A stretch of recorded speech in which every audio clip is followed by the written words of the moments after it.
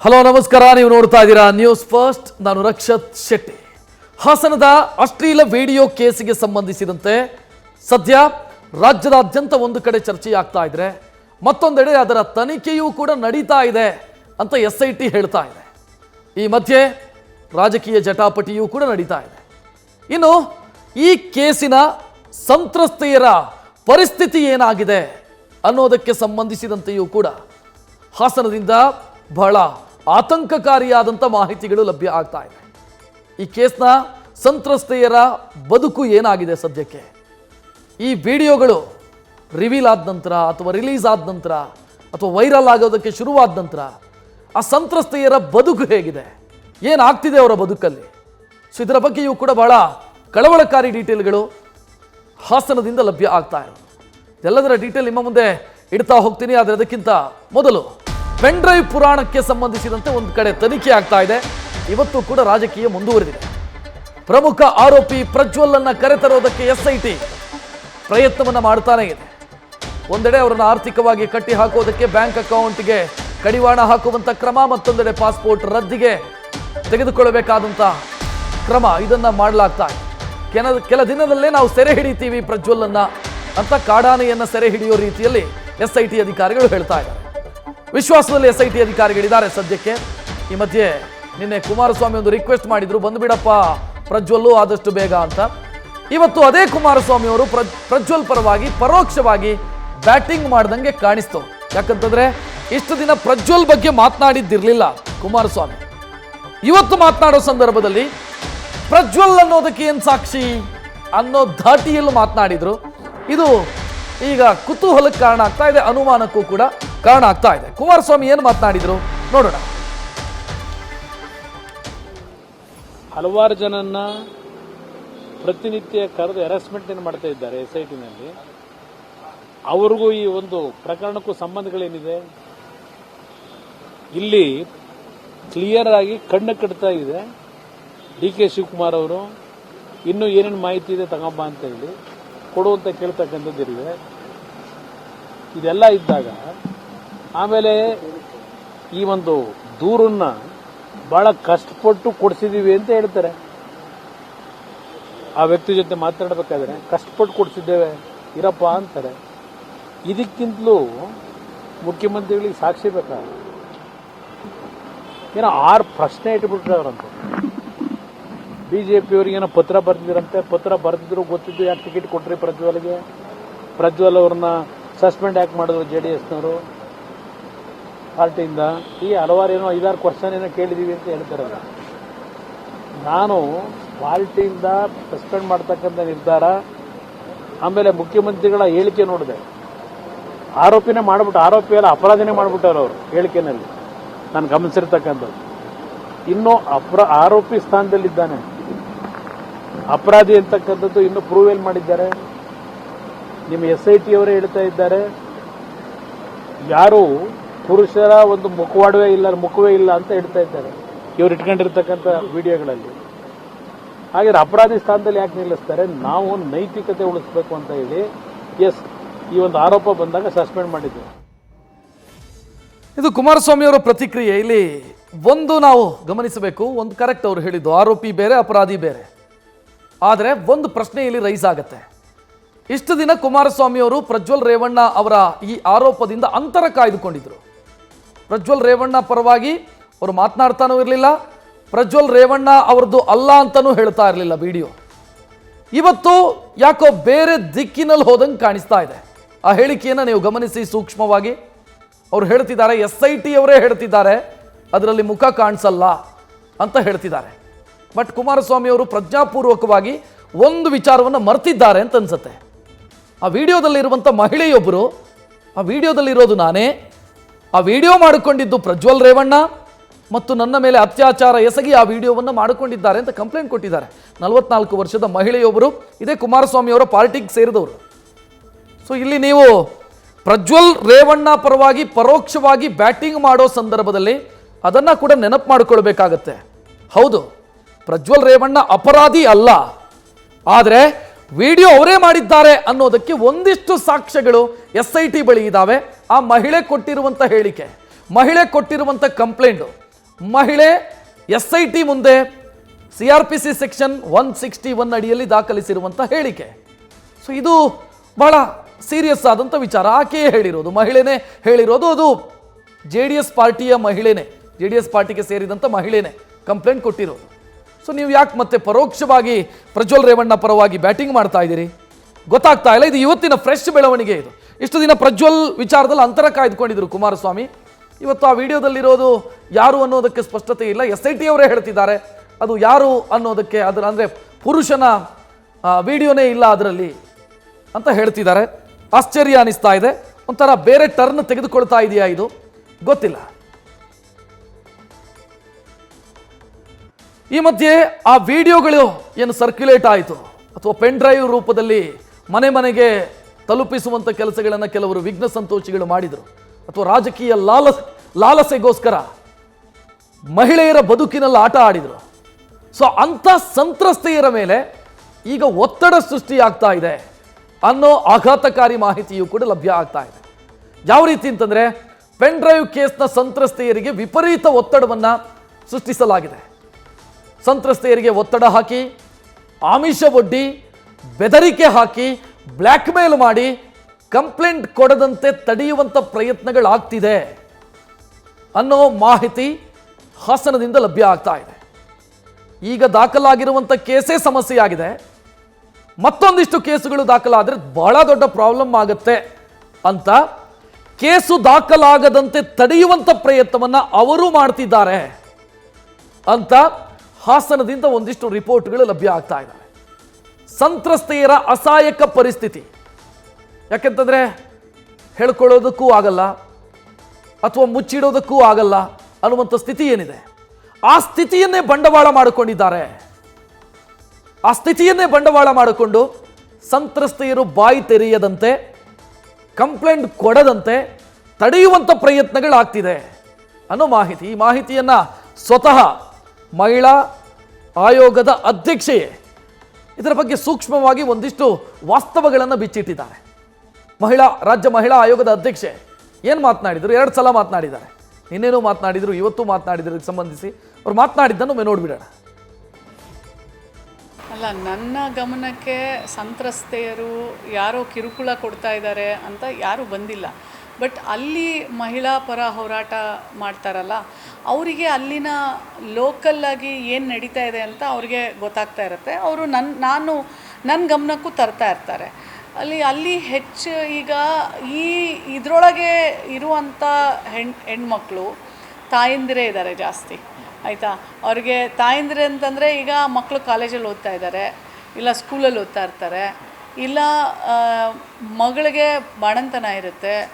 ಈ ಥರ ಎಲ್ಲ ತಾಯಂದಿರೇ ಇರೋದ್ರಿಂದ ಅವ್ರು ನೋಡಿ ಸಮಾಜಕ್ಕೆ ಬೇಕಾದರೆ ಅವ್ರು ಏನು ತಲೆ ಕೆಡಿಸ್ಕೊಳ್ಳಲ್ಲ. ಮಕ್ಕಳು ಮತ್ತು ಮನೆ ಅಂತ ಬಂದಾಗ ಅವ್ರು ಖಂಡಿತ ಹೊರಗೆ ಬರಲ್ಲ. ಆಮೇಲೆ ಇನ್ನೂ ಒಂದು ವಿಷಯ ನನ್ನ ಗಮನಕ್ಕೆ ಬಂದಿದ್ದು ಏನಂದರೆ, ಸಾಕ್ಷಿಗಳನ್ನು ನಾಶ ಮಾಡೋ ದಿಕ್ಕಿನಲ್ಲಿ ಅಲ್ಲಿ ನಡೀತಾ ಇದೆ.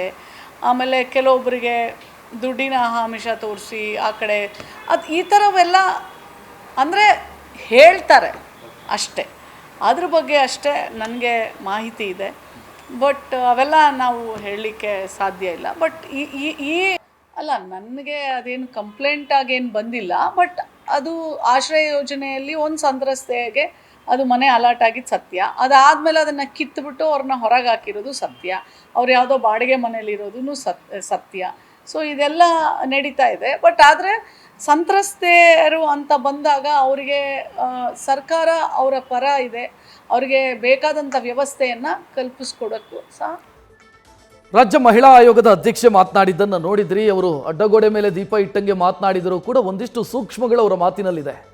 ಅಂದರೆ ಸಾಕ್ಷ್ಯನಾಶ ಮಾಡುವಂಥ ಪ್ರಯತ್ನ, ಪರ್ಟಿಕ್ಯುಲರ್ ಆಗಿ ಹೇಳಿಲ್ಲ ಅವರು, ಸಾಕ್ಷ್ಯನಾಶ ಮಾಡುವಂಥ ಪ್ರಯತ್ನಗಳಾಗ್ತಿದೆ, ಸಂತ್ರಸ್ತೆಯರಿಗೆ ಬೆದರಿಕೆ ಹಾಕುವಂಥ ಪ್ರಯತ್ನಗಳಾಗ್ತಾ ಇದೆ, ಅವರ ಅಸಹಾಯಕ ಸ್ಥಿತಿಯನ್ನು ದುರ್ಬಳಕೆ ಮಾಡಿಕೊಂಡು ಕೇಸು ದಾಖಲಾಗದಂತೆ ನೋಡಿಕೊಳ್ಳುವಂಥ ಪರಿಸ್ಥಿತಿಯೂ ಕೂಡ ಆಗ್ತಿದೆ ಅನ್ನೋದನ್ನು ಹೇಳ್ತಾ ಇದ್ದಾರೆ. ಹೌದಾ ಇದು ಅಂತ ನಾವು ಹಾಸನದಲ್ಲಿ ಒಂದಿಷ್ಟು ವಿಚಾರಣೆ ಮಾಡಿದಂಥ ಸಂದರ್ಭದಲ್ಲಿ ಅಥವಾ ಸತ್ಯ ಹುಡುಕಬೇಕು ಅಂತ ಪ್ರಯತ್ನ ಮಾಡಿದಂಥ ಸಂದರ್ಭದಲ್ಲಿ ಒಂದಿಷ್ಟು ವಿಚಾರಗಳು ಸಿಗ್ತಾ ಇದೆ. ಸಂತ್ರಸ್ತೆಯರ ಪರಿಸ್ಥಿತಿ ಶೋಚನೀಯ ಆಗಿದೆ ಈ ಕೇಸು ಬೆಳಕಿಗೆ ಬಂದ ನಂತರ ಅನ್ನೋದು ಗೊತ್ತಾಗ್ತಾ ಇದೆ. ತ್ರಿಶಂಕು ಸ್ಥಿತಿಯಲ್ಲಿ ಪೆನ್ ಡ್ರೈವ್ ಸಂತ್ರಸ್ತೆಯರ ಬದುಕಿದೆ. ಎರಡೂ ಕಡೆಯಿಂದಲೂ ಒತ್ತಡ, ನಿರ್ಧಾರ ತೆಗೆದುಕೊಳ್ಳೋದು ಯಾವ ನಿರ್ಧಾರ ತೆಗೆದುಕೊಳ್ಳಬೇಕು ಅಂತ ಗೊತ್ತಾಗದಂಥ ಸ್ಥಿತಿಗೆ ಸಂತ್ರಸ್ತೆಯರು ಬಂದು ತಲುಪಿದ್ದಾರೆ. ಕೇವಲ ಬೆರಳೆಣಿಕೆಯ ಸಂತ್ರಸ್ತೆಯರಷ್ಟೇ ಕಂಪ್ಲೇಂಟ್ ಕೊಡೋದಕ್ಕೆ ಮುಂದಾಗಿದ್ದಾರೆ. ಕಂಪ್ಲೇಂಟ್ ದಾಖಲಾಗಿದೆ ಕೆಲವರಿಂದ. ಅದನ್ನು ಬಿಟ್ಟರೆ ಆ ವಿಡಿಯೋದಲ್ಲಿರುವಂಥ ಬಹಳಷ್ಟು ಜನ ಒಂದೋ ಒತ್ತಡಕ್ಕೆ ಸಿಲುಕಿ ಕಂಪ್ಲೇಂಟ್ ಕೊಡಲಾಗದಂಥ ಸ್ಥಿತಿಯಲ್ಲಿದ್ದಾರೆ, ಅಥವಾ ಇನ್ಯಾವುದೋ ಕಾರಣಕ್ಕಾಗಿ ನಿರ್ಧಾರ ತೆಗೆದುಕೊಳ್ಳೋದಕ್ಕಾಗದೆ ಒದ್ದಾಡ್ತಾ ಇದ್ದಾರೆ. ಯಾಕೆಂತಂದರೆ ಅವರ ವೈಯಕ್ತಿಕ ಬದುಕಿನಲ್ಲೂ ಕೂಡ ಬಿರುಗಾಳಿ ಬೀಸ್ತಿದೆ ಅನ್ನೋದು. ಯಾಕೆಂತಂದರೆ ಒಂದು ಕುಟುಂಬ, ಆ ಕುಟುಂಬದ ಮಹಿಳಾ ಸದಸ್ಯೆಯ ವಿಡಿಯೋ ಒಂದು ಈ ರೀತಿ ಪೆನ್ ಡ್ರೈವ್ ಮುಖಾಂತರ ವೈರಲ್ ಆಗ್ತಿದೆ ಅಥವಾ ಸರ್ಕ್ಯುಲೇಟ್ ಆಗ್ತಿದೆ ಅಂತಂದರೆ ಆ ಕುಟುಂಬದ ಪರಿಸ್ಥಿತಿಯನ್ನು ನಾವು ಊಹೆ ಮಾಡೋದಕ್ಕೂ ಕೂಡ ಸಾಧ್ಯ ಇಲ್ಲ.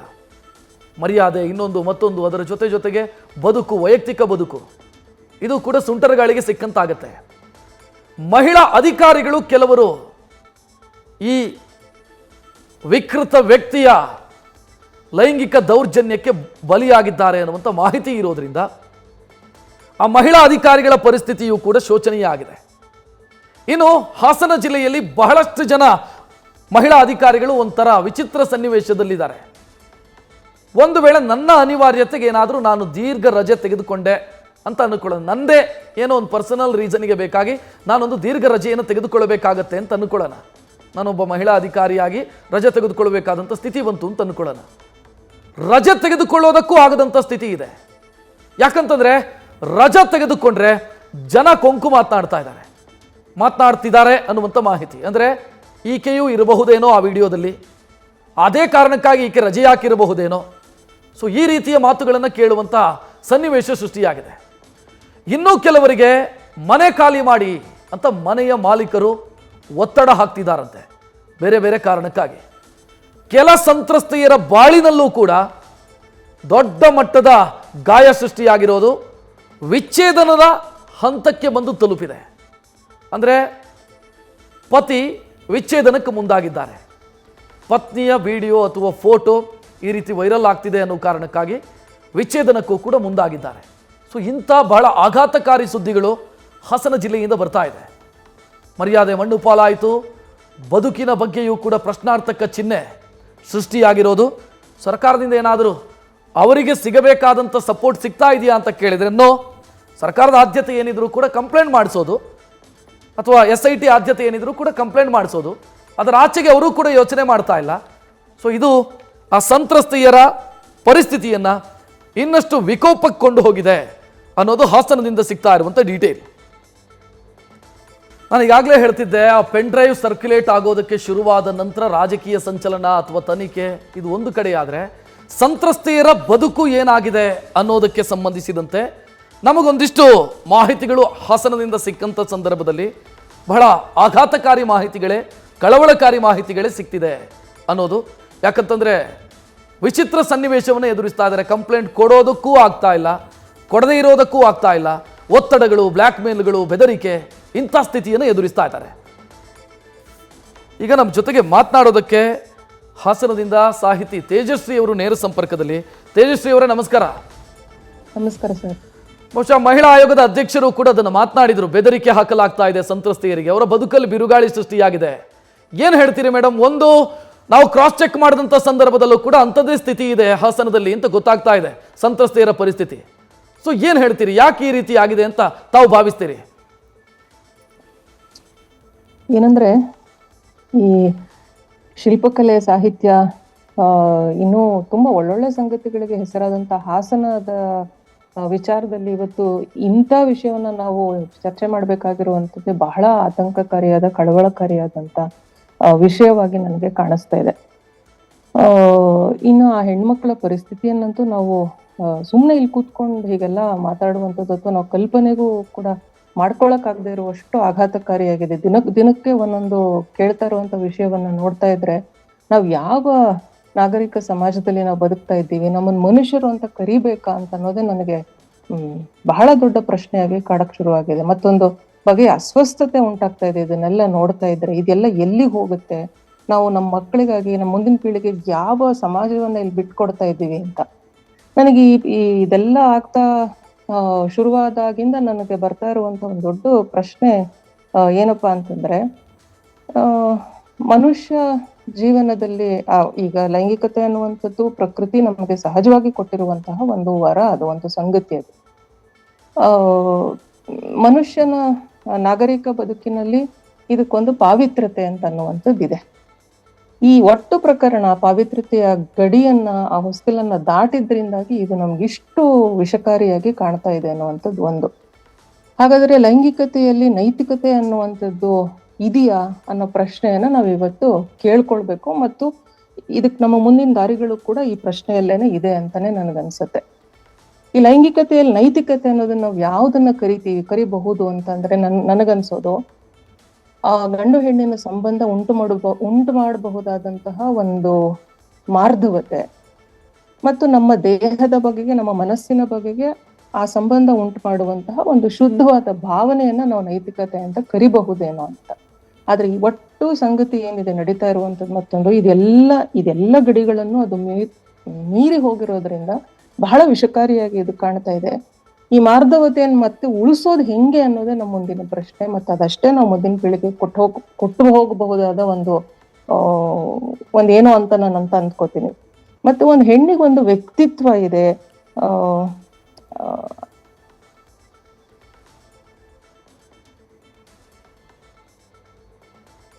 ಒಂದಿಷ್ಟು ನಾವು ಗಣನೆಗೆ ತಗೊಳ್ಳದೆ ಹೋದಾಗ ಮಾತ್ರ ಇಂಥ ಅನಾರೋಗ್ಯಕರವಾದಂತಹ ಘಟನೆಗಳು ನಮ್ಮ ಸುತ್ತ ಘಟಿಸ್ತಾ ಇರ್ತವೇನೋ ಅಂತ ಅನ್ಸುತ್ತೆ ಸರ್. ತೇಜಸ್ವಿ ಅವರೇ, ಇಲ್ಲಿ ಪ್ರಶ್ನೆ ಉದ್ಭವ ಆಗ್ತಾ ಇರೋದು, ಆ ಆರೋಪಿ ಸ್ಥಾನದಲ್ಲಿ ನಿಂತಿರುವಂಥ ವ್ಯಕ್ತಿ ಸಾಮಾಜಿಕವಾಗಿ ಮತ್ತು ರಾಜಕೀಯವಾಗಿ ಬಹಳ ಪ್ರಬಲ ಮತ್ತು ಪ್ರಭಾವಿ ವ್ಯಕ್ತಿ.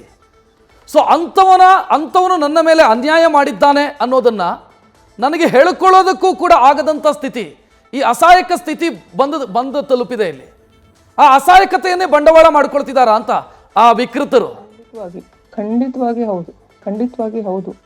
ಮತ್ತು ಇದನ್ನ ನಾವು ದಿಟ್ಟವಾಗಿ ನಾವು ಎಲ್ಲರೂ ಒಗ್ಗೂಡಿ ಅಂದ್ರೆ ಒಂದಿಷ್ಟು ಮನುಷ್ಯತ್ವ, ಆತ್ಮಸಾಕ್ಷಿ ಉಳಿಸ್ಕೊಂಡಿದೀವಿ ಅಂತ ನಮಗ ಅನ್ಸುವ ನಾವೆಲ್ಲರೂ ಒಗ್ಗೂಡಿ ಇದನ್ನ ಒಂದು ಸಂಘಟನೆಯಾಗಿ ಮುಂದಕ್ಕೆ ತಗೊಂಡು ಹೋಗದಲ್ಲೇ ಇದ್ರೆ ಇದಕ್ಕಿಂತ ಇನ್ನೂ ಒಂದು ಕೆಟ್ಟ ಸಿಚುವೇಶನ್ ನಾವು ಕ್ರಿಯೇಟ್ ಮಾಡ್ಕೊಳ್ತೀವಿ. ನಮ್ಗೆ ನಾವು ಬದುಕೋದೇ ಒಂದು ಈ ಕಷ್ಟಕರವೇನೋ ಅಂತ ಅನ್ನುವ ಪರಿಸ್ಥಿತಿಯನ್ನು ನಾವೇ ನಿರ್ಮಾಣ ಮಾಡ್ಕೊಳ್ತೀವೇನೋ ಅಂತ ಅನ್ಸುತ್ತೆ ನನಗೆ. ಹಾಗಾಗಿ ಇಷ್ಟೂ ಕಾಲದ ಇವರ ಈ ಪಾಳೆಗಾರಿಕೆ ಮತ್ತು ಇದು ಏನ್ ಹೇಳ್ಬೇಕಂತನೂ ನನ್ಗೆ ಅರ್ಥ ಆಗಲ್ಲ. ಏನು ನಡ್ಸ್ಕೊಂಡ್ ಬಂದ್ರು ನಮ್ಮ ಜಿಲ್ಲೆಯಲ್ಲಿ, ಸರಿ ಒಂದು ರಾಜಕಾರಣವನ್ನ ಅಂತಾರಾಷ್ಟ್ರೀಯ ಮಟ್ಟಕ್ಕೆ ಕೊಂಡೋದಂತ ಒಂದು ಕುಟುಂಬವೂ ಇದೇನೇನೆ, ಅಲ್ಲಿಂದಾನೇ ಇದು ಜರುಗಿದೆ ಅಂತ ಅನ್ನೋದಾದ್ರೆ ಅದನ್ನ ಸರಿ ಮಾಡಬೇಕಾದಂತಹ ದೊಡ್ಡ ಜವಾಬ್ದಾರಿ ಕೂಡ ಅವರ ಮೇಲೆ ಖಂಡಿತವಾಗ್ಲೂ ಇದೆ ಅಂತ ನನಗನ್ಸುತ್ತೆ. ಮೇಡಮ್, ಇಲ್ಲಿ ಇನ್ನೊಂದು ಬಹಳ ಆಘಾತಕಾರಿ ಅಥವಾ ಬಹಳ ನನಗೆ ಆಶ್ಚರ್ಯ ಅಂತ ಅನಿಸ್ತಾ ಇರೋದು, SIT ತನಿಖೆ ಆಗ್ತಾ ಇದೆ. ಕರೆಕ್ಟು, SIT ತನಿಖೆಯ ಟಾರ್ಗೆಟು ಆರೋಪಿಯನ್ನು ಜೈಲಿಗೆ ಹಾಕಬೇಕು ಅನ್ನೋದಷ್ಟೇ. ಇವ್ರ ಬಗ್ಗೆ ಯಾರು ತಲೆ ಕೆಡಿಸ್ಕೊಳ್ತಾ ಇಲ್ವಾ ಅಂತ? ಸಂತ್ರಸ್ತೆಯರ ಬಗ್ಗೆ, ಅವರ ಕುಟುಂಬ, ಅವರಿಗೆ ಆಗಬೇಕಾಗಿರೋದು, ಇದ್ರ ಬಗ್ಗೆ ಯಾರು ಯೋಚನೆನೇ ಮಾಡ್ತಿಲ್ವಾ ಅಂತ? ಹೌದು. ಈ ಒಟ್ಟು ಪ್ರಕರಣವನ್ನ ಎಲ್ಲ ರಾಜಕೀಯ ಪಕ್ಷಗಳು ತಮಗೆ ಹೇಗೆ ಬೇಕೋ, ತಮ್ಮ ಅನುಕೂಲಕ್ಕೆ ಹೇಗೆ ಬೇಕೋ ಅದನ್ನ ಹಾಗೆ ಬಳಸ್ಕೊಳ್ತಾ ಇದ್ದಾರೆ ಬಿಟ್ರೆ ಇದು ತುಂಬಾ ದೊಡ್ಡ ಪ್ರಮಾಣದಲ್ಲಿ ಉಂಟು ಮಾಡ್ತಾರೆ. ಮತ್ತೆ ಇವತ್ತು ತಕ್ಷಣಕ್ಕೆ ನಮಗೆ ಇದು ಒಂದೇನೋ ಒಂದ್ ರೋಚಕವಾಗೋ ಅಥವಾ ಇನ್ನೊಂದಾಗೋ ಕಾಣ್ತಾ ಇರಬಹುದು ನಮ್ಗೆ. ಆದ್ರೆ ಮುಂಬರುವ ದಿನಗಳಲ್ಲಿ ಇದು ಉಂಟು ಮಾಡಬಹುದಾದಂತಹ ಪರಿಣಾಮಗಳನ್ನ ನಾವು ಕನಿಷ್ಠ ಯೋಚನೆ ಮಾಡ್ಲಿಕ್ಕೆ ಕೂಡ ಸಾಧ್ಯ ಇಲ್ಲ. ಅಷ್ಟು ತೀವ್ರತರವಾದ ಕೆಟ್ಟ ಪರಿಣಾಮವನ್ನ ಇದು ಉಳಿಸಿ ಹೋಗ್ತದೆ ಅಂತ ಅನ್ಸುತ್ತೆ. ಅದನ್ನ ಸರಿ ಮಾಡ್ಬೇಕು ಅಂತಂದ್ರೆ ನಾವು ಎಲ್ಲ ರಾಜಕೀಯ ಪಕ್ಷಗಳು, ಯಾವ ಜಾತಿ ಧರ್ಮ ಎಲ್ಲವುದನ್ನು ಬಿಟ್ಟು ನಾವು ಕೇವಲ ಮನುಷ್ಯರಾಗಿ, ಶುದ್ಧ ಮನುಷ್ಯರಾಗಿ ಮಾತ್ರ ನಾವು ಈ ವಿಷಯವನ್ನ, ಈ ಘಟನೆಯನ್ನ ಮುಂದಕ್ಕೆ ತಗೊಂಡು ಹೋಗದೆ ಇದ್ರೆ ಇದು ಒಟ್ಟು ನಾಗರಿಕ ಸಮಾಜವೇ ತಲೆ ತಗ್ಸುವಂತ ಒಂದು ಹೀನಾಯ ಒಂದು ಪರಿಸ್ಥಿತಿ ಆಗ್ಬಿಡುತ್ತೇನೋ ಅಂತ ಅನ್ಸುತ್ತೆ ನನಗೆ. ಎಸ್ ಮೇಡಮ್, ಇಲ್ಲಿ ಒಂದು ಪ್ರಶ್ನೆ ನಾನು ನಿಮ್ಮಿಂದ ಉತ್ತರ ಬಯಸ್ತೀನಿ. ಬಹುಶಃ ಇಲ್ಲಿ ಈ ಸಂತ್ರಸ್ತೆಯರು ಅಂತ ನಾವು ಏನು ಹೇಳ್ತಾ ಇದ್ದೀವಿ, ಆ ಪಟ್ಟಿಯಲ್ಲಿ ಬಹಳ ಕಷ್ಟಪಡ್ತಾ ಇದ್ದಂಥ ಕೂಲಿ ಕಾರ್ಮಿಕ ಮಹಿಳೆಯರು, ಗಂಡನನ್ನು ಕಳ್ಕೊಂಡು ಮಗನನ್ನು ಓದಿಸಬೇಕು ಅಂತ ಕನಸು ಹೊತ್ತುಕೊಂಡಂಥ ಮಹಿಳೆಯರು, ಇಂಥ ಕೆಟಗರಿ ಇದೆ. ಸರ್ಕಾರಿ ಅಧಿಕಾರಿಗಳಿದ್ದಾರೆ. ಸೊ ಇವ್ರನ್ನ ಎಲ್ಲರನ್ನ ಕೂಡ ಲೈಂಗಿಕವಾಗಿ ಅವರ ಮೇಲೆ ದೌರ್ಜನ್ಯ ಎಸಗಿರೋದು, ಕಿರುಕುಳ ಕೊಟ್ಟಿರೋದು ಅಥವಾ ಅವರ ಅಸಹಾಯಕತೆಯನ್ನು ಬಳಸ್ಕೊಂಡಿರೋದು ಇದಾಗಿದೆ. ಸೊ ಇವರಿಗೆ ಧೈರ್ಯ ತುಂಬಿ ಕಂಪ್ಲೇಂಟ್ ಕೊಡಿಸಬಹುದಾ ಅಂತ ಕೇಳಿದರೆ ಅವ್ರು ಕಂಪ್ಲೇಂಟ್ ಕೊಡೋದಕ್ಕೆ ಮುಂದೆ ಬರದಂಥ ಸ್ಥಿತಿ ಆಗಿದೆ. ಏನು ಮಾಡಬಹುದು? ಸರ್ಕಾರ ಇರಬಹುದು, SIT ಇರಬಹುದು, ಏನು ಮಾಡೋದಕ್ಕೆ ಸಾಧ್ಯ ಇಲ್ಲಿ? ಸರ್ಕಾರ SIT ಗಿಂತನೂ ನಾವು ಜನರು ಒಟ್ಟಾಗಿ ಸಂಘಟನೆ ಆದಾಗ ಅವರಿಗೊಂದು ಅದರಿಂದ ಒಂದು ನೈತಿಕವಾದಂತಹ ಸ್ಥೈರ್ಯ ಏನಾದರೂ ಬರಬಹುದಾ ಅಂತ ಅನ್ನೋದು ನನ್ನ ಒಂದು ಚಿಕ್ಕ ಒಂದು ಆಶಾಭಾವನೆ ಅಷ್ಟೇ. ಹಾಗೆ ಬರಲಿ ಅಂತ ನಾನು ಹಂಬಲಿಸಬಹುದಷ್ಟೇ. ಗೊತ್ತಿಲ್ಲ ನನಗೆ ಇದು ಯಾವ್ಯಾವ ಕಷ್ಟದಲ್ಲಿ ಅವ್ರು ಸಿಲ್ಕೊಂಡಿದಾರೋ, ಏನೇನು ಅನಿವಾರ್ಯತೆ ಒಳಗೆ ನನಗೆ ಅದನ್ನ ನೆನೆಸ್ಕೊಂಡ್ರೇನೆ ಬಹಳ ಸಂಕಟ ಆಗ್ಬಿಡುತ್ತೆ ಮನಸ್ಸಿಗೆ. ಇದನ್ನ ಯಾಕಿಷ್ಟು, ಅಥವಾ ಈ ಮಾಧ್ಯಮಗಳು ಇದನ್ನ ವೈಭವೀಕರಿಸ್ತಿರೋದು ಕೂಡ ಇದರಲ್ಲಿ ಒಂದು ಪಾತ್ರ ಇದೆಯಾ ಅಂತಾನೂ ಒಂದು ಅನ್ಸುತ್ತೆ. ಗೊತ್ತಿಲ್ಲ ನನಗೆ. ಇಲ್ಲ, ಮೇನ್ ಸ್ಟ್ರೀಮ್ ಮಾಧ್ಯಮದಲ್ಲಿ ನಾವು ಎಲ್ಲೂ ಕೂಡ ನಮ್ಮ ಆ ಲಕ್ಷ್ಮಣ ರೇಖೆಯನ್ನು ನಾವು ದಾಟಿಲ್ಲ. ಮೇನ್ ಸ್ಟ್ರೀಮ್ ಮಾಧ್ಯಮದನ್ನು ನಾನು ಹೇಳ್ತಾ ಇದ್ದೀನಿ, ನಾವು ನಮ್ಮ ಲಕ್ಷ್ಮಣ ರೇಖೆಯನ್ನು ದಾಟಿಲ್ಲ. ಸೋಷಿಯಲ್ ಮೀಡಿಯಾದ ಕತೆ ಬೇರೆ.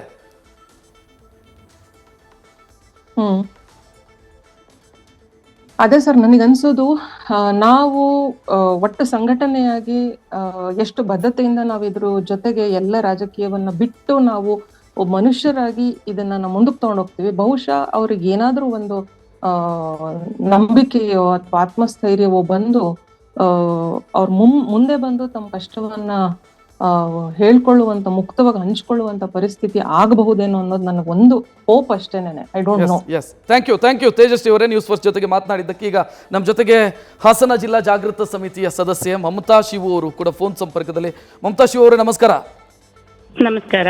ತಮ್ಮ ಗಮನಕ್ಕೆ ಬಂದಿದೆಯಾ ಮೇಡಮ್? ಇಲ್ಲಿ ನನಗೆ ನಾಗಲಕ್ಷ್ಮಿ ಚೌಧರಿ ಅವರು ಮಾತನಾಡೋ ಸಂದರ್ಭದಲ್ಲಿ ಹೇಳ್ತಾ ಇದ್ರು, ಒತ್ತಡ ಹಾಕಲಾಗ್ತಾ ಇದೆ, ಬೆದರಿಕೆ ಹಾಕಲಾಗ್ತಾ ಇದೆ, ಬ್ಲ್ಯಾಕ್ ಮೇಲ್ ಮಾಡಲಾಗ್ತಾ ಇದೆ ಅಂತ ತಮ್ಮ ಗಮನಕ್ಕೆ ಏನಾದರೂ ಬಂದಿದೆಯಾ? ಹೌದು, ಬ್ಲ್ಯಾಕ್ ಮೇಲ್ ಮಾಡ್ತಾ ಇದ್ದಾರೆ, ಮತ್ತೆ ಫೋನ್ ಕರೆ ಹೋಗ್ತಾ ಇದೆ, ಬೇರೆ ವಿಷಯದಲ್ಲೂ ಕೂಡ ಅವರನ್ನ ಬೇರೆ ತರದಲ್ಲಿ ಅಪ್ರೋಚ್ ಮಾಡ್ತಾ ಇದ್ದಾರೆ ಅನ್ನೋ ಮಾಹಿತಿ ನಮ್ಗಳಿಗೂ ಬಂದಿದೆ. ಒಂದು ಸಂತ್ರಸ್ತೆಯರು ಮುಂದೆ ಬರ್ತಾ ಇಲ್ಲ, ಯಾವುದೋ ರೀತಿಯಾಗಿ ಅವ್ರನ್ನ ಮನೆ ಹೋಲಿಕೆ ಮಾಡಿದ್ರು. ಯಾಕೆಂದ್ರೆ ಇದಕ್ಕೊಂದ್ ರೀತಿಲಿ ಮಾಧ್ಯಮನೂ ಕಾರಣ ಆಗೋಗ್ಬಿಟ್ಟಿದೆ. ಒಂದು ಅವ್ರು ಏನು ಸಂತ್ರಸ್ತೆಯರಿದ್ದಾರೆ, ಅವ್ರು ಈಗಾಗಲೇ ಮುಂದೆ ಬಂದಂತವ್ರನ್ನ, ಅವ್ರು ಇಂಥ ಕಡೆ ಕೆಲಸ ಮಾಡ್ತಾ ಇದ್ದಾರೆ, ಇಂಥ ಇಲಾಖೆಯಲ್ಲಿ ಇದ್ದಾರೆ, ಈ ತರದಲ್ಲೇ ಅವ್ರನ್ನ ಗುರುತಿಸೋದ್ರಿಂದ ಈಗ ಏನಾಗಿದೆ ಅಂತಂದ್ರೆ ಇನ್ನ ಉಳಿದಂತ ಹೆಣ್ಮಕ್ಳುಗಳು. ಇಲ್ಲ ಮಮತಾ ಶಿವ ಅವರೇ, ನಾನು ಬಾಕಿ ಚಾನೆಲ್ಗೆ ನಾನು ವಕ್ತಾರ ಅಲ್ಲ, ನಮ್ಮ ಚಾನೆಲ್ಗೆ ಸಂಬಂಧಿಸಿದಂತ ಹೇಳ್ತೀನಿ. ನಾವು ಎಲ್ಲೂ ಕೂಡ ಐಡೆಂಟಿಟಿ ರಿವೀಲ್ ಮಾಡಿಲ್ಲ, ನಾವು ನಮ್ಮ ಲಕ್ಷ್ಮಣ ರೇಖೆಯನ್ನು ಎಲ್ಲೂ ಕೂಡ ದಾಟಿಲ್ಲ. ಆ ಕೆಲಸನ ನ್ಯೂಸ್ ಫಸ್ಟ್ ಇಂದ ಯಾವ ಕಾರಣಕ್ಕೂ ಆಗಿಲ್ಲ. ಅಲ್ಲ, ನಾವ್ ಇವಾಗ ಒಂದೇ ಚಾನೆಲ್ ನ ಉದ್ದೇಶ ಇಟ್ಕೊಂಡು ಮಾತಾಡ್ಲಿಕ್ಕೆ ಆಗ್ತಾ ಇಲ್ಲ. ಮಾಧ್ಯಮ ಅಂತ ಬಂದಾಗ ಎಲ್ಲಾ ಮಾಧ್ಯಮಗಳು ಇವತ್ತೊಂದು ದಿನ ಸೋಷಿಯಲ್ ಮೀಡಿಯಾ ಎಲ್ಲಾರ ಕೈಲೂ ಇರೋದ್ರಿಂದ ಮೊದಲು ನಾವು ಒಂದಷ್ಟು ಮನವೊಲಿಸಿದ್ದು ಇದೆ. ಮತ್ತೆ ಸಂತ್ರಸ್ತೆಯರು ಮುಂದೆ ಬಂದು SIT ಮುಂದೆ ಹೇಳಿಕೆ ಕೊಡ್ಲಿಕ್ಕೆ ಒಪ್ಕೊಂಡಿದ್ದು ಇತ್ತು. ತದನಂತರದಲ್ಲಿ ಯಾವಾಗ ಒಬ್ಬ ಸಂತ್ರಸ್ತೆ ಬಂದಾಗ ಅವ್ರನ್ನ ಮಾಧ್ಯಮಗಳು ಬಿಂಬಿಸ್ಬಿಡ್ತು, ಆಗ ಇನ್ನುಳಿದವ್ರು ಹಿಂದೆ ಸರಿದು ಬಿಟ್ರು ಅದನ್ನ. ಮತ್ತೆ ಬೇರೆ ಬೇರೆ ತರದ ಒತ್ತಡಗಳು ಅವ್ರ ಮೇಲೆ ಬರ್ಲಿಕ್ಕೆ ಶುರುವಾಯ್ತು.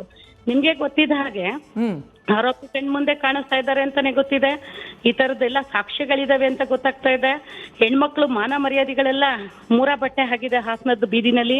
ಇವತ್ತು ಪುಂಡು ಹುಡುಗರುಗಳು ಕೂಡ, ಚಿಕ್ಕ ಚಿಕ್ಕ ಹುಡುಗರುಗಳ ಬಾಯಿಲೂ ಕೂಡ ಎಲ್ಲರ ಬಗ್ಗೆ ಮಾಹಿತಿಗಳು, ವಿಡಿಯೋಗಳ ಬಗ್ಗೆ, ಅವ್ರ ಚಿತ್ರಗಳ ಬಗ್ಗೆ, ಹೆಸರುಗಳ ಬಗ್ಗೆ ಹಿಡಿದು ಕೂಡ ಮಾತಾಡ್ತಾ ಇದ್ದಾರೆ. ಯಾಕೆಂತಂದ್ರೆ ಎಲ್ಲರೂ ಕಾರ್ಯಕರ್ತೆಯರು ಇವರು, ಮತ್ತೆ ಬೇರೆ ಸಂಘಟನೆಗಳಲ್ಲಿ ಗುರುತಿಸ್ಕೊಂಡಂತ ಹೆಣ್ಮಕ್ಳುಗಳು, ಮುಖ ಪರಿಚಯ ಇರುವಂತ ಹೆಣ್ಮಕ್ಳುಗಳು. ಸೊ ಹೀಗಾಗಿ ಎಲ್ಲ ಮಾತಾಡುವಂತ ಸಂದರ್ಭಗಳಿದ್ದಾಗ ಮತ್ತೆ ಇನ್ನೆಲ್ಲೋ ತಿಳುವಳಿಕೆ ಇಲ್ದಿರೋ ಯಾವುದೋ ಮೂಲೆಯಲ್ಲಿರುವಾಗ ಬಂದು ನಾವು ಕಂಪ್ಲೇಂಟ್ ಕೊಟ್ರೆ ಮತ್ತೆ ನಮ್ಗೆ ಆ ತರದೊಂದು ವಿಚಾರಣೆ ಈ ಮೀಡಿಯಾಗಳು ಇನ್ನೂ ಒಂದಷ್ಟು ಹೈಲೈಟ್ ಮಾಡ್ತವೆ, ಇನ್ನು ನಾವು ನೋಟಿಫಿಕೇಶನ್ ಆಗ್ತೀವಿ ಅನ್ನೋ ಒಂದು ಭಯದಲ್ಲಿ ಯಾರು ಮುಂದೆ ಬರ್ತಾ ಇಲ್ಲ. ಸೊ ಏನ್ ಪರಿಹಾರ ಹಂಗಿದ್ರೆ ಇದಕ್ಕೆ ಮಮತಾ ಶಿವ ಅವರು? ಯಾಕಂತಂದ್ರೆ ಹಿಂಗೆ ಬಿಟ್ರೆ ಆ ಆರೋಪಿ ಅಥವಾ ಆರೋಪಿ ಸ್ಥಾನದಲ್ಲಿ ನಿಂತಿರುವಂತ ಒಬ್ಬ ನಿಕೃಷ್ಟ ವ್ಯಕ್ತಿಗೆ ಅನುಕೂಲ ಆಗತ್ತೆ. ಅದರಿಂದ ಹೇಗೆ ಇದಕ್ಕೆ ಪರಿಹಾರ ಹೆಂಗೆ ಹಂಗಿದ್ರೆ? ಪರಿಹಾರ ಏನಿಲ್ಲ, ನಾವು ಅದನ್ನ ಖಂಡಿಸ್ತೀವಿ. ಒಂದು, ನನ್ನ ದೇಶದ ಎಲ್ಲಾ ಹೆಣ್ಮಕ್ಳುಗಳು ಕೂಡ ಈ ಏನಿದೆ ಈ ಸ್ಥಿತಿನ ಖಂಡಿಸ್ತೀವಿ, ಮತ್ತೆ ಕಾನೂನಲ್ಲಿ ಶಿಕ್ಷೆ ಆಗ್ಬೇಕು ಅಂತ ಹೇಳಿ ಒತ್ತಾಯಿಸ್ತೀವಿ. ಇದು ಯಾವುದೇ ಕಾರಣಕ್ಕೂ ಕಾನೂನು ಚೌಕಟ್ಟೊಳಗಡೆ ಯಾರೇ ಆಗಿರ್ಲಿ, ಅದನ್ನ ಬಿಡುಗಡೆ ಮಾಡಿರೋ ವ್ಯಕ್ತಿ, ಕಾರಣ ಆಗಿರೋ ವ್ಯಕ್ತಿ, ಇದಕ್ಕೆ ಸಹಕರಿಸಿರೋ ವ್ಯಕ್ತಿಗಳು ಯಾರೇ ಪ್ರಭಾವಿತರಾಗಿರ್ಲಿ, ಅವರಿಗೆ ಕಾನೂನು ಚೌಕಟ್ಟೊಳಗಡೆ ಶಿಕ್ಷೆ ಆಗ್ಲಿಲ್ಲ ಅಂತಂದ್ರೆ ನನ್ನೂರಿನ ಹೆಣ್ಮಕ್ಳೇ ಅಂತಲ್ಲ, ದೇಶದ ಯಾವ ಹೆಣ್ಮಕ್ಳುಗಳು ಕೂಡ ತಲೆ ಎತ್ಕೊಂಡು ಓಡಾಡುವಂತ ಪರಿಸ್ಥಿತಿಲಿ ಇರೋದಿಲ್ಲ. ಇವತ್ತೊಂದ್ ದಿನ 4 ಗೋಡೆ ಮಧ್ಯ ನಡೀತಾ ಇರೋದು, ನಾಳೆ ದಿನ ರೋಡಲ್ಲೂ ಕೂಡ ಕಾಮುಕರುಗಳು ಕಣ್ಣು ಹಾಕಿ ಎಳ್ದಾಡುವಂತ ಪರಿಸ್ಥಿತಿಗೆ ನನ್ನ ದೇಶನ ತಂದು ನಿಲ್ಸ್ಬೇಕಾಗತ್ತೆ. ಮಮತಾ ಶಿವ ಅವರೇ, ನಮ್ದು ಕನ್ಸರ್ನ್ ಇದ್ದಿದ್ದು ಇವತ್ತಿನ ಕಾರ್ಯಕ್ರಮದಲ್ಲೂ ಅದೇ ಇದ್ದಿದ್ದು, ಆರೋಪಿಗೆ ಕಠಿಣ ಶಿಕ್ಷೆ ಆಗಬೇಕು, ಆತನಿಗೆ ಏನಾದರೂ ಆದರೂ ಆ ವಿಚಾರದಲ್ಲಿ ಎಲ್ಲರೂ ಧ್ವನಿ ಎತ್ತಣ, ಕಠಿಣ ಶಿಕ್ಷೆ ಆಗಲಿ, ಆದರೆ ಸಂತ್ರಸ್ತೆಯರ ರಕ್ಷಣೆಯೂ ಕೂಡ ಆಗಬೇಕು ಅಂತ. ಸಂತ್ರಸ್ತೆಯರ ರಕ್ಷಣೆ ಯಾವಾಗ ಆಗುತ್ತೆ ಅಂತ ಅಂದ್ರೆ ಕಾನೂನು ಗಟ್ಟಿಯಾಗಿ ಶಿಕ್ಷೆ ಆಯ್ತು ಅಂತ ಅಂದ್ರೆ ಅವ್ರುಗಳು ಹೊರಗೆ ಬರ್ಲಿಕ್ಕೆ ರೆಡಿ ಇರ್ತಾರೆ, ಅವ್ರಿಗೆ ಒಂದು ನಂಬಿಕೆ ಬರುತ್ತೆ. ಈಗ ನನ್ನ ದೇಶದ ಕಾನೂನು ಬಗ್ಗೆ ನಿಮ್ಗೆ ಗೊತ್ತಿದೆ, ಕೊಲೆ ಮಾಡಿದ ಆರೋಪಿ 3 ತಿಂಗಳಲ್ಲಿ ಹೊರಗಡೆ ಬಂದು ಓಡಾಡ್ತಿರ್ತಾನೆ. ಅವಾಗ ಯಾರ ತಾನೇ ಭದ್ರತೆ ಸಿಗುತ್ತೆ ಅಂತ ಹೇಳಿ ಬಂದು ಕೋರ್ಟ್ ಮುಂದೆ ನಿಲ್ತಾರೆ, ಕಾನೂನು ಮುಂದೆ ನಿಲ್ತಾರೆ, ನನಗೆ ನ್ಯಾಯ ಬೇಕು ಅಂತ ಯಾರು ಕೇಳ್ತಾರೆ? ಹೆಣ್ಮಕ್ಳುಗಳು. ಯಾವಾಗ ಕಾನೂನು ಒಳಗಡೆ ಕಟ್ಟಿ ಶಿಕ್ಷೆ ಇದೆ ಅಂತ ಹೇಳಿ ಪ್ರಕಟಿಸಿ ಅದನ್ನ ಜಾರಿಗೆ ತಗೊಂಡ್ ಬಂದ್ರೆ ತಾನೇ ಇನ್ನುಳಿದಿದಂತ ಧೈರ್ಯ ಬರುವಂತದ್ದು. ಈಗ ನನ್ನ ದೇಶದ ಕಾನೂನೇ ಹೀಗಿದೆಯಲ್ಲ, ಯಾವ ಕಾನೂನು ಒಳಗಡೆ ಇಷ್ಟು ದಿನ ನೀವು ತುಂಬಾ ಬಹುತೇಕ ಇದನ್ನೆಲ್ಲ ತೆಗೆದು ನೋಡಿದಾಗ ನೀವು ಅತ್ಯಾಚಾರಿಗೆ ಶಿಕ್ಷೆ ಆಗಿಲ್ಲ, ಕಿರುಕುಳ ಕೊಟ್ಟಂತವ್ರಿಗೆ ಶಿಕ್ಷೆ ಆಗಿಲ್ಲ, ಎಷ್ಟೇ ಸಾಕ್ಷ್ಯಗಳಿದ್ರು ನಾಶಗಳಾಗ್ತವೆ ಅಂತದ್ರೊಳಗಡೆ ಈಗ ಪ್ರಭಾವಿತ ವ್ಯಕ್ತಿಗಳೇ ಇದಾರಲ್ಲ ಇದ್ರೊಳಗಡೆ ಎಲ್ಲರೂ. ನಾವು ಅವರು ಇವರು ಅಂತ ಯಾರನ್ನು ಹೆಸರೇ ಹೇಳ ಆಗಿಲ್ಲ, ಯಾಕೆಂದ್ರೆ ತುಂಬಾ ಜನ ಇದ್ದಾರೆ, ಬೆಳ್ಕೊಂಡು ಹೋಗ್ತಾನೆ ಇದೆ. ದಿನಕ್ಕೊಂದು ಕತೆ, ದಿನಕ್ಕೊಂದು ತಿರುವು. ಇದು ಎಲ್ಲಿಗೆ ಹೋಗಿ ಮುಟ್ಟುತ್ತಪ್ಪ, ನನ್ನೂರ್ ಹೆಣ್ಮಕ್ಳುಗಳು ಏನಾಗ್ತಾರೋ, ನನ್ನ ದೇಶದ ಹೆಣ್ಮಕ್ಳು ಏನಾಗ್ತಾರೋ ಅನ್ನೋ ಆತಂಕಗಳು ಶುರುವಾಗಿ ಹೋಗ್ಬಿಟ್ಟಿದೆ. ಆ ಹೆಣ್ಮಕ್ಳ ಪರಿಸ್ಥಿತಿಗಳೇನು, ಯಾರ ಮನೆಯಿಂದ ಹೊರಗಡೆ ಬರ್ತಾರೆ ಆ ಮಕ್ಳುಗಳು, ಹೇಗ್ ಓಡಾಡ್ತಾರೆ ಅವರು, ಮತ್ತೆ ಅವ್ರ ಮಕ್ಳುಗಳು ಎಜುಕೇಶನ್ ಮಾಡ್ತಾ ಇದ್ದಾರೆ, ಮದ್ವೆಗಳಾಗಿದ್ದಾರೆ, ಹೆಂಗ್ ಅವ್ರ ತಲೆ ಎತ್ಕೊಂಡು ಓಡಾಡ್ತಾರೆ, ಎಲ್ಲವನ್ನು ಯೋಚನೆ ಮಾಡ್ಬೇಕಲ್ಲ. ಈಗ ಇದಕ್ಕೆ ಯಾರೇ ಕಾರಣಕರ್ತರಾಗಿರ್ಲಿ, ಅವ್ರು ಯಾರು ಮನುಷ್ಯತ್ವನೇ ಅಲ್ವಾ, ಮನುಷ್ಯ ಒಂದು ಇರ್ಬೇಕಾದಂತ ಒಂದು ಸಿಂಪಲ್ ಆಗಿ ಏನೋ ಒಂಥರ ಏನ್ ಹೇಳ್ತಾರೆ ಅನುಕಂಪ ಅಂತಾರಲ್ಲ, ಅದು ಕೂಡ ಬರ್ಲಿಲ್ವಾ ಆ ಕ್ಷಣದಲ್ಲಿ? Yes thank you Mamata Shiva ಅವರೇ, ನ್ಯೂಸ್ ಫಸ್ಟ್ ಜೊತೆಗೆ ಮಾತನಾಡಿದ್ದಕ್ಕೆ. ಇದು ಈವರೆಗಿನ ಪ್ರಮುಖ ಸುದ್ದಿ. ಕ್ಷಣ ಕ್ಷಣದ ಮಾಹಿತಿಗಾಗಿ ನೋಡ್ತಾ ಇರಿ ನ್ಯೂಸ್ ಫಸ್ಟ್, ನಿರ್ಭೀತಿಯಿಂದ ನಿಮ್ಮ ಪರವಾಗಿ.